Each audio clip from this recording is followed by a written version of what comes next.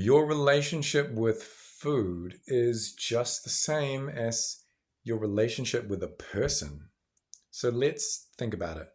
There's different kinds of relationships. There are what people call toxic relationships, but we can just say a relationship that doesn't go anywhere, a relationship that depletes you, that leaves you in a worse condition than when you went into it. Resentful, churned up, seething. There's also a relationship that does build you up, that does allow you to grow. And in that kind of relationship, there's challenges, but it's a kind of challenge that gives you an opportunity to make a better decision, to be a better you. So that's the kind of relationship that really goes the distance. And also, in all kinds of relationships, there's a very comfortable, safe relationship, the comfort. We say comfort eating. And then often in those very comfortable relationships, there is the undercurrent of unease. There's a real undercurrent of depression, and you can tell that. You can tell that in someone, and you can tell that in someone's body as well.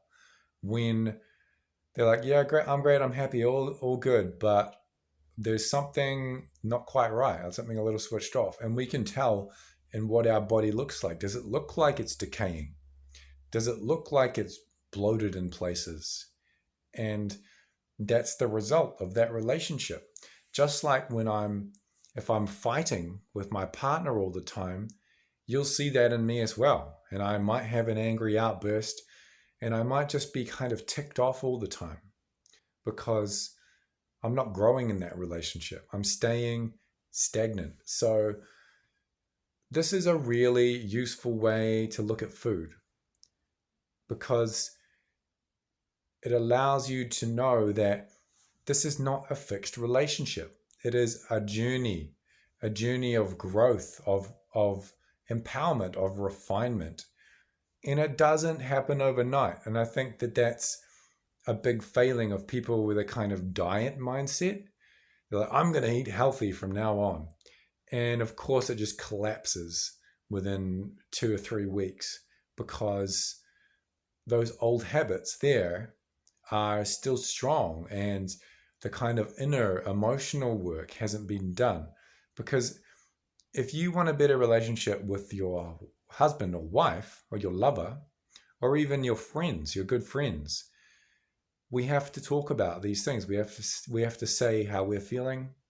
We have to move through those and release the resentment, the anger, the fear, the worry. We need to air those things out.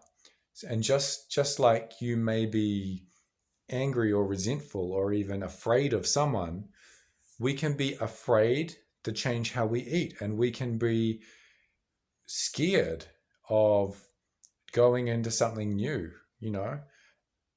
And doubly so when we have a lot of unresolved emotions in us. It's particularly unappealing to think of sacrificing or giving up something nice that we like to eat, because it's like we need that. That's our safety, security blanket. And it makes us feel okay when perhaps there's other things in our life that make us feel not okay. So, relationships. This is the key. How you're with your food, that's a relationship.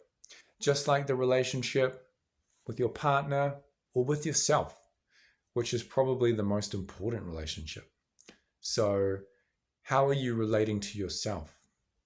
Are you giving yourself the time and the respect and the understanding that you need?